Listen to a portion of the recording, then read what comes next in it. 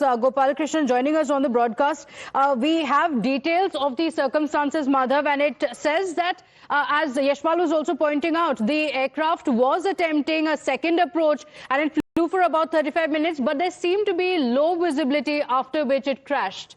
Well, absolutely. That's what it appears at the moment. And in fact, we'll be joined by expert Captain Amit Singh in just a short while from now as well, who's going to break down really what has happened from the available visuals to try and understand what were the exact circumstances. Of course, the flight tracking details shows that it was a second approach and it was a little before the runway that this entire incident had happened. What really prompted the sudden loss of altitude, the sudden descent that we see the airplane, in fact, in those CCTV visuals, where it's clearly the pilot appears to have lost control.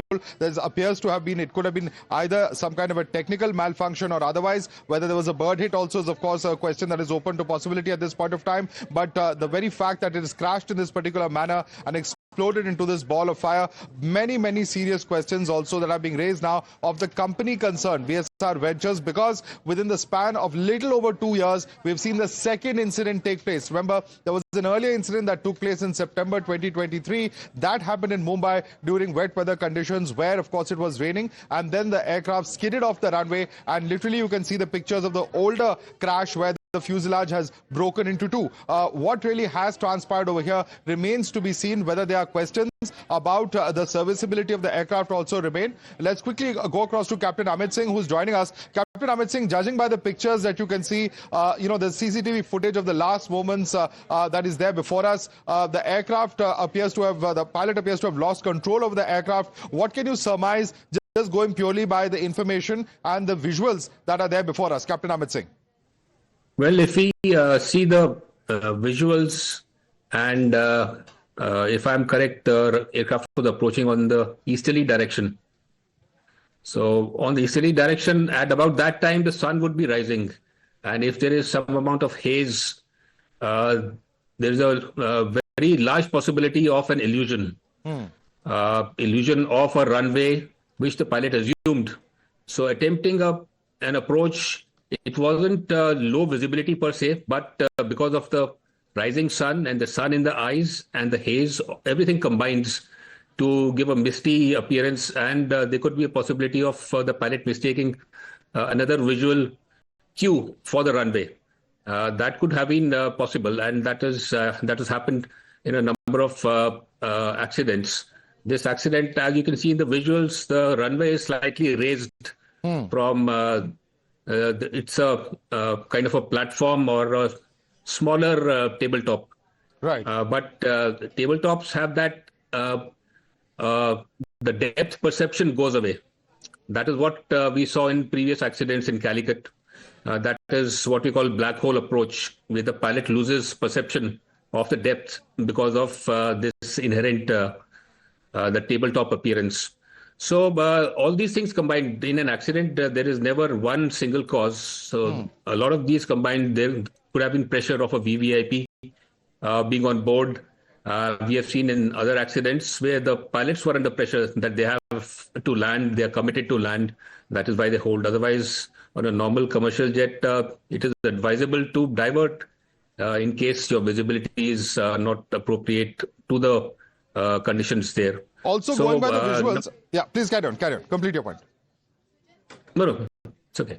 No, I'm saying going by these pictures, the aircraft appears to have banked towards the left. It's heavily tilted to one side. What could possibly explain this? Was the pilot trying to pull up? What really could have happened in this eventuality? So like I said, there could be an illusion. So the pilot could have assumed another surface to be the runway, and when he came close and very low, they would have realized that it is the wrong thing, and it was an evasive maneuver. Could have been an evasive maneuver, if not a technical problem. We have seen in the previous accident in Mumbai of the same company, that was a different aircraft. But again, persisting an approach in low visibility, and then again, the same issues of losing sight of the runway and assuming that the runway would be here, and desperately trying to make towards the runway, they went off the runway. So here also, looking at these visuals, it appears that there was a last minute attempt to correct the profile. But this is a high performance aircraft. And that you have to realize that the approach speeds are very high and the energy is very high. It's very difficult to do these tricks at the last minute. So that could have been a role. Right. The performance of the aircraft. Let me ask you about the aircraft itself, because we've seen the similar incident happen, as you rightly mentioned, in Mumbai of the same company. The Learjet 45XR, that is this plane, has also had a crash in February 21st, 2021. Shortly after takeoff, and 6 soldiers were killed in that. In 2008 in Mexico, we had seen a Learjet 45 crash in a residential area. In fact, due to wake turbulence from a Boeing 767. In Milan, Italy, of course, there was a bird hit. And in August 2003, we had seen how the entire Learjet 45 fleet was grounded following a series of nose gear failures. What would you say about the aircraft and this particular model, that is the Learjet 45XR itself? So the aircraft per se is safe, but it is again about the training of the crew. India does not have infrastructure to train the pilots on these types of high performance aircrafts. They have to go to US or some other place for training. And do they do enhanced training since they are carrying VVIPs, or they do just the basic minimum required by DGCA? So that also has to be taken into account. If they have to fly VVIPs, there has to be something extra rather than the bare minimum that you comply with. And in most of the Learjet accidents, like I said, these are high performance, high speed aircrafts. Most of them, the problem is dissipation of the energy, which means they overshoot the runway. They're not able to stop within the runway after an unstabilized approach. So human factor plus technical issues, everything combines. And then you have this. This is a typical case of human factor. And India does not have those experts, at least on the AIB network, to evaluate aircraft accidents from a human factors perspective. Right, and this is very important because while we've seen a preliminary report in the case of the Mumbai incident, which took place over 2 years ago in 2023 September, the final report has not yet come out, and you've also been talking about this. So what is this really attributable to? So this is the whole system. If you see, safety management system is a loop. And the accident investigation closes the loop in terms of giving a feedback of what really happened and what needs to be corrected. So either the accident report is manipulated and it gives the wrong root cause.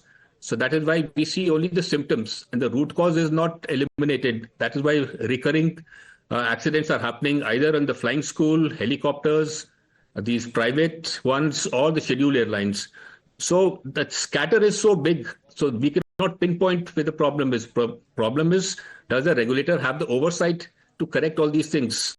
There was one typical accident of an air ambulance from Delhi to Bangkok. It met with an accident short of Bangkok. So who investigated? DGCA members were sent there.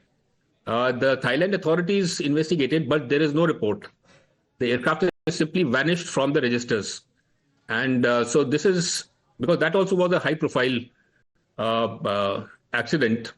And there are a number of other high profile accidents wherein there is, if you read the report, it is quite laughable because the report itself contradicts itself in a lot of places.